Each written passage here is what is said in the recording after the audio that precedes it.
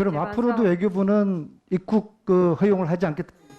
예, 그런 판단하에 다시 그 비자 발급을 허용치 않기로 결정을 했습니다.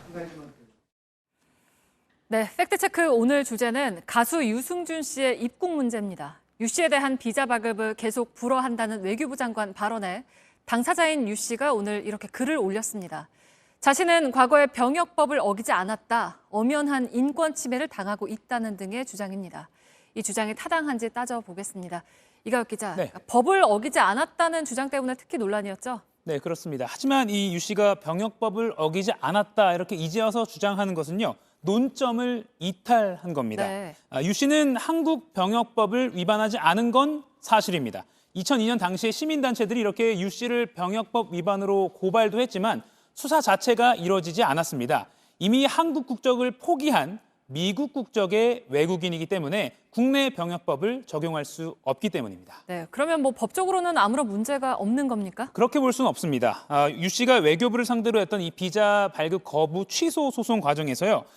우리 법원이 미국 시민권 취득을 통해서 병역 의무를 면하게 된 것이 아니라 징역에 처할 상황에 놓이자 탈법적인 방법으로 병역의 의무를 기피했다고 판단했습니다. 유 씨는 오해다 이렇게 주장해 왔지만 병역 기피 목적과 그 의도가 있었으므로 입국 금지 사유가 된다는 겁니다.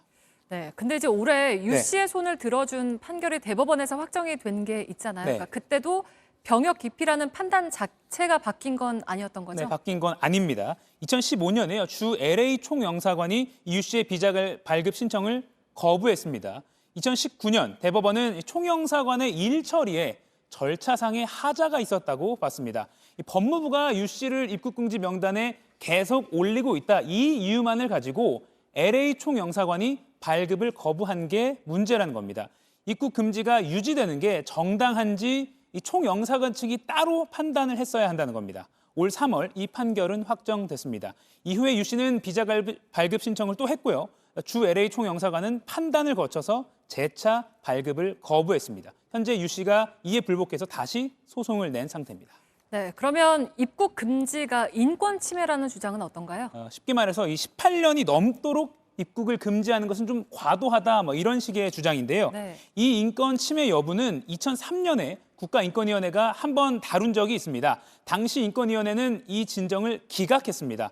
정부가 사회적 영향력이 큰 유명 연예인의 병역 기피를 제재하기 위해서 법적으로 입국을 거부한 조치가 타당하다고 판단했습니다. 16년이 흐른 지난해에요. 대법원은 조금 달랐습니다. 13년 7개월, 그러니까 2015년 기준인데요. 13년 7개월이 지났다. 이게 과중한지 판단해 볼 필요가 있다. 이렇게 여지를 둔 겁니다.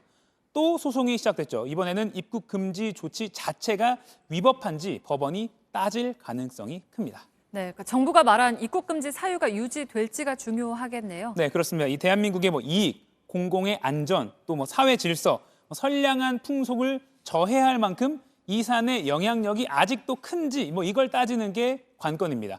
법무부는 최근 국정감사 자료를 통해서요. 이 유 씨에 대한 입국 금지 해제는 우리 사회에 미치는 영향이 큰 사안이라고 밝혔습니다. 반면에 유승준 씨는 오늘 인스타그램에서 19년이 다 돼간다. 잊혀진 중년 아저씨에 불과하다 이렇게 강조했습니다. 언제가 될지 모르지만 이 법원 판단에 따라서 상황이 달라질 수 있습니다.